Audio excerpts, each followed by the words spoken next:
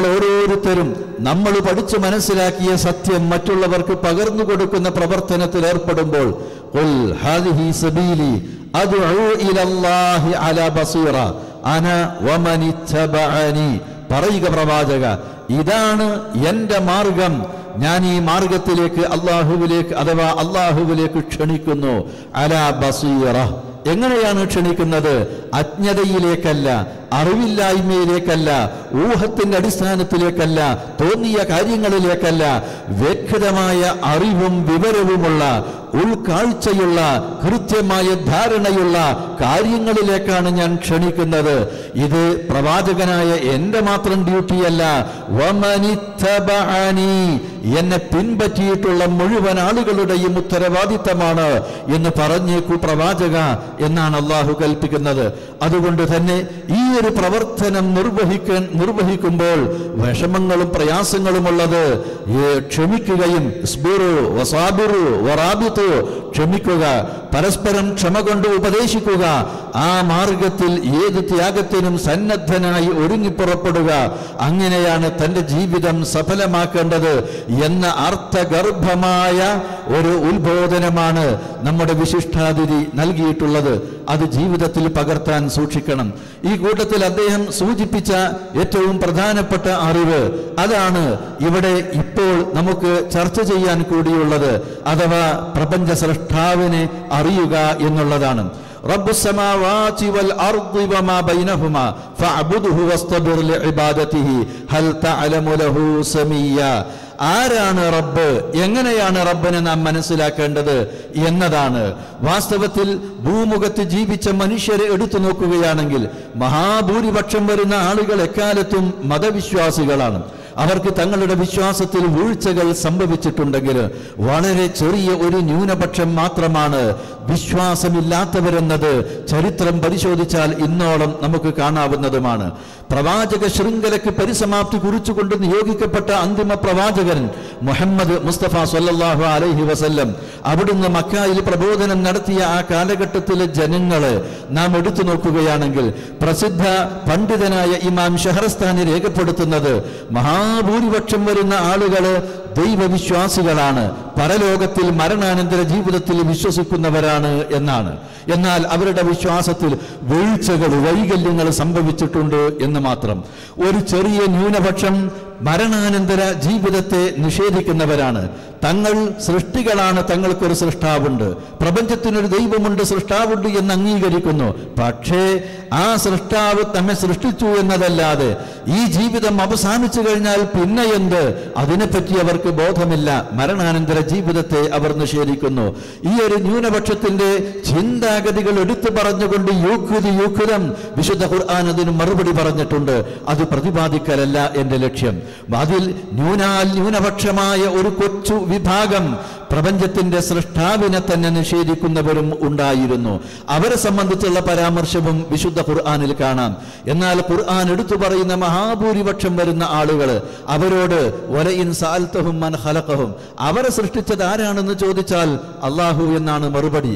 വലഇൻ സഅൽതഹും മൻ ഖലഖസ് സമാവാതി വൽ അർദ് ലയഖൂലുന അല്ലാഹ്, ആകാശഭൂമികളെ അവക്കിടയിലും അവയിലുമുള്ള സർവ്വ സൃഷ്ടികള്, ചരാചരങ്ങള് ആരാണ് സൃഷ്ടിച്ചത് എന്ന് ചോദിച്ചാൽ അല്ലാഹു എന്നാണ് അവരുടെ മറുപടി. ഖുൽ മൻ ബിയദിഹി മലകൂതു കുല്ലി ഷൈ വഹുവ യുജീറു വലാ യുജാറു അലൈഹി, ഈ സൃഷ്ടികൾക്ക് അന്നദാനം നൽകുന്നത്, അവരെ ജീവിപ്പിക്കുന്നത്, മരിപ്പിക്കുന്നത്, ഒട്ടനവധി കാര്യങ്ങൾ ഈ പ്രപഞ്ചത്തിൽ നടക്കുന്നത്, വമൻ യുദബ്ബിറുൽ അംറ, ഈ പ്രപഞ്ചത്തിലുള്ള കാര്യങ്ങളും ഒഴുക്കെ നിയന്ത്രിച്ചു കൊണ്ടിരിക്കുന്നത് ആര് എന്നൊക്കെ ചോദിച്ചാൽ അവരുടെ മറുപടി ഖാലിഖും റാസിഖും മുദബ്ബിറും മുഹീ മുമീത്ത്, മരിപ്പിക്കുന്നവൻ, ജീവിപ്പിക്കുന്നവൻ, അന്നദാനം നൽകുന്നവൻ, അതേപോലെ തന്നെ പ്രപഞ്ചത്തിലെ കാര്യങ്ങളൊക്കെ നിയന്ത്രിച്ചു കൊണ്ടിരിക്കുന്നവൻ അല്ലാഹു എന്നാണ് ആ ബഹുദൈവ വിശ്വാസികളായിരുന്ന ആളുകൾ സമ്മതിച്ചിരുന്നത്. അവരോട് ചോദിക്കുന്ന ആർക്കാണ് ഈ പ്രപഞ്ചത്തിന്റെ പരമാധികാരം? എന്ന് ചോദിക്കുമ്പോൾ അതിനും അവരുടെ മറുപടി പ്രപഞ്ച സൃഷ്ടാവായ ഏകനായ അള്ളാഹുവിനാണ് എന്നാണ്.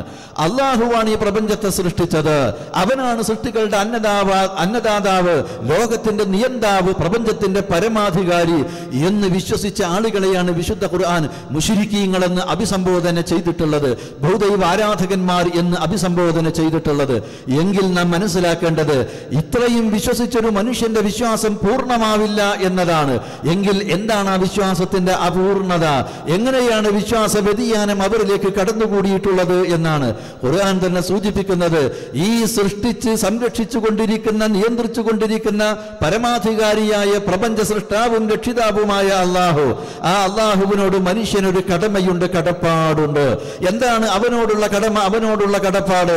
ഈ മനുഷ്യനെ സൃഷ്ടിച്ചത് അവനാണ്, മനുഷ്യന് വേണ്ട ഈ സൗകര്യങ്ങളൊക്കെ ഒരുക്കിയത് അവനാണ്. ഇതൊക്കെ തന്നവനോട് ന്യായമായി നമുക്കൊരു കടപ്പാടില്ലേ? നിങ്ങൾ ആലോചിച്ചു നോക്കൂ. ഈ ഉച്ച സമയം നമുക്ക് ദാഹമുണ്ട്, ഒരു ഗ്ലാസ് തണുത്ത വെള്ളം കിട്ടിയാൽ എന്തൊരു സന്തോഷമാകും. ഒരു ഗ്ലാസ് തണുത്ത വെള്ളം തരുമോ എന്ന് ചോദിച്ച് ഒരാൾ ഒരു ഗ്ലാസ് തണുത്ത വെള്ളം തന്നാൽ അത് വാങ്ങി കുടിച്ചുകൊണ്ട് താങ്ക്സ് എന്ന് നമ്മൾ പറയാതിരിക്കുമോ? ശുക്രൻ, നിങ്ങൾക്ക് നന്ദി എന്ന് പറയാതിരിക്കുമോ? പറയാതിരിക്കില്ല. കാരണം ദാഹിച്ചു കൊണ്ടിരിക്കുന്ന സന്ദർഭത്തിൽ ഒരു ഗ്ലാസ് തണുത്ത വെള്ളം കിട്ടുക എന്നുള്ളത് വളരെ വളരെ ആശ്വാസമുള്ള, സന്തോഷമുള്ള കാര്യമാണ്. വിശന്ന് നടക്കുന്ന ഒരു മനുഷ്യന് വിശപ്പടക്കാനുള്ള ആഹാരം ഒരാൾ നൽകിയാൽ കയ്യിൽ കാശില്ല, തന്റെ വീട് അകലെയാണ്, താൻ പട്ടിണിയായി, ഇനി എങ്ങനെ തന്റെ വീട്ടിലെത്തും, എങ്ങനെ വിശപ്പടക്കും? ആ സന്ദർഭത്തിലാണ് ഒരാൾ കൂട്ടിക്കൊണ്ടുപോയി ഭക്ഷണം നൽകുന്നത്. നിങ്ങൾക്ക് നന്ദി എന്ന് പറയാതിരിക്കുമോ നമ്മൾ? ഇതുപോലെ തന്നെ നമുക്ക് ശ്വസിക്കാനുള്ള വായു, നമുക്ക് കുടിക്കാനുള്ള വെള്ളം, നമുക്ക് കഴിക്കാനുള്ള ആഹാരം, ഇതൊക്കെ തന്നെ നമുക്ക് നൽകിയ പ്രപഞ്ച സൃഷ്ടാവ്. അവൻ തന്ന വെള്ളം എത്രയാണ് നാം കുടിച്ചത്, നാം കുളിക്കാൻ ഉപയോഗിച്ചത്, നാം ജലസേചനത്തിന് ഉപയോഗിച്ചത്, നാം കൃഷി ചെയ്യാൻ ഉപയോഗിച്ചിട്ടുള്ളത്? ആ വെള്ളമില്ലാതെ നമുക്ക് ജീവിക്കാൻ ഒക്കുമോ? അതുപോലെ തന്നെ അവൻ സൃഷ്ടിച്ച് നമ്മൾ ഉൽപ്പാദിപ്പിച്ചു തന്ന ധാന്യങ്ങൾ, പഴങ്ങൾ, അവ ഭുജിച്ചുകൊണ്ട് ഭക്ഷിച്ചുകൊണ്ടാണ് നമ്മൾ ജീവിക്കുന്നത്. ഈ വെള്ളവും ഭക്ഷണവും ഉപയോഗിക്കുന്ന നാം ഒരിക്കലെങ്കിലും ഇത് സൃഷ്ടിച്ച സൃഷ്ടാവിനോട് സൃഷ്ടാവേ നിനക്ക് നന്ദി, നിനക്ക് നന്ദി എന്ന് പറഞ്ഞിട്ടുണ്ടോ? ആ നന്ദി പറയാനുള്ള ബോധം നമുക്കുണ്ടോ? സഹോദരങ്ങളെ, ചിന്തിക്കുക. മാതാവിന്റെ ഗർഭപാത്രത്തിൽ ത്രസിച്ചു വീണ ഇന്ദ്രിയ തുള്ളിയിൽ നിന്നൊരു ബീജം ഒരണ്ടവുമായി സംയോജിച്ചുകൊണ്ടൊരു സിദ്ധാന്തമായി, ആ സൈഗോട്ട് ഒരു ഭ്രൂണമായി ഗർഭപാത്രത്തിന്റെ ഭിത്തിയിൽ പറ്റിപ്പിടിച്ചുകൊണ്ട് ആ ഭ്രൂണം വളർന്ന് പൂർണ്ണ വളർച്ചയെത്തിയ ഒരു കുഞ്ഞായി, ആ കുഞ്ഞ് ജനിച്ച് വളർന്നു വരുന്നത് വരെ വ്യത്യസ്തമായ അവസ്ഥകള്, അതിന്റെ വളർച്ചയ്ക്ക് ആവശ്യമായ സൗകര്യങ്ങൾ ഗർഭപാത്രത്തിൽ തന്നെ ഒരുക്കി അവിടെ നിന്ന് വളർന്നു വന്ന കുഞ്ഞ് മുലപ്പാല് കുടിച്ചു വളർന്ന് ഓടിച്ചാടിക്കളിക്കുന്ന ബാലൻ ഒരു യുവാവായി വളർന്ന് മധ്യവയസ്കനായി വൃദ്ധനായി മരിച്ചു പോകുന്നത് വരെ അവൻ ആവശ്യമായ എല്ലാ സൗകര്യങ്ങളും ഒരുക്കി പടിപടിയായി അവനെ വളർത്തിയവൻ. കാണാനുള്ള കണ്ണുകൾ നൽകിയ, കേൾക്കാനുള്ള കാതുകൾ നൽകിയ, നടക്കാനുള്ള കാലുകൾ നൽകിയ, പിടിക്കാനുള്ള കൈകൾ നൽകിയ, ചിന്തിക്കാനുള്ള ബുദ്ധി നൽകിയ, ശ്വസിക്കാനുള്ള വായു നൽകിയ, കുടിക്കാനുള്ള വെള്ളം നൽകിയ, കഴിക്കാനുള്ള ആഹാരം നൽകിയ, സമാധാനത്തോടെ ജീവിക്കാൻ ഈ ഭൂമിയെ സൗകര്യപ്പെടുത്തിയ, ഭൂമിയിൽ ഈ അവസ്ഥ നിലനിൽക്കുമാർ ഉപരിലോകങ്ങളെ ക്രമീകരിച്ച, ഈ അഖിലാണ്ട പ്രപഞ്ചങ്ങളെ സൃഷ്ടിച്ച് പരിരക്ഷിച്ചു കൊണ്ടിരിക്കുന്ന ആ സൃഷ്ടാവ് നമ്മുടെ ജീവിതത്തിൽ നമുക്ക് കനിഞ്ഞരുളിയ അനുഗ്രഹങ്ങൾ നമുക്ക് എണ്ണി കണക്കാക്കാനാവില്ല. അള്ളാഹുവിന്റെ അനുഗ്രഹം എണ്ണിയാൽ നിങ്ങൾക്കത് കണക്കാക്കാൻ കഴിയില്ല എന്ന് വിശുദ്ധ ഖുർആൻ സൂചിപ്പിച്ചത് അതിനെ സംബന്ധിച്ചാണ്. അതുകൊണ്ട് തന്നെ ഈ അനുഗ്രഹങ്ങൾക്ക് മനുഷ്യൻ നന്ദി കാണിക്കണം.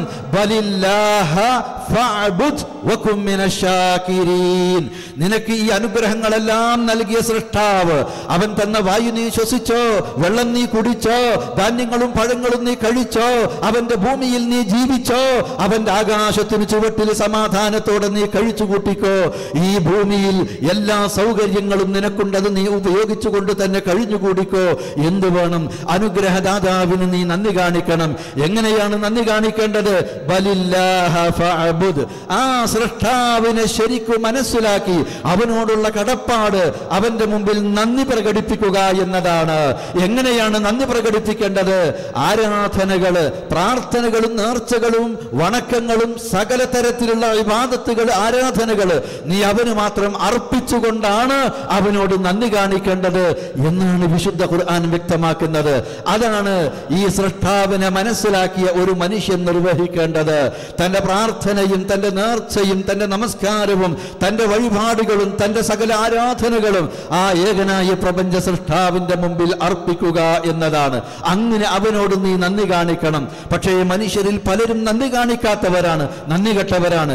ഇന്നൽ ഇൻസാന ലിറബ്ബിഹി ലകനൂദ് വഇന്നഹു അലാ ദാലിക ലശഹീദ്. തൻ്റെ സൃഷ്ടാവിനോട് നന്ദിയില്ലാത്തവനാണ് മനുഷ്യൻ, അവന്റെ ജീവിതം തന്നെ അതിന് സാക്ഷിയുമാണ് എന്ന് ഖുർആൻ ചൂണ്ടിക്കാണിച്ചത് വെള്ളം തന്ന മനുഷ്യനോട് താങ്ക്സ് എന്ന് പറയുന്ന, ഒരു നേരത്ത് വിശപ്പടക്കാൻ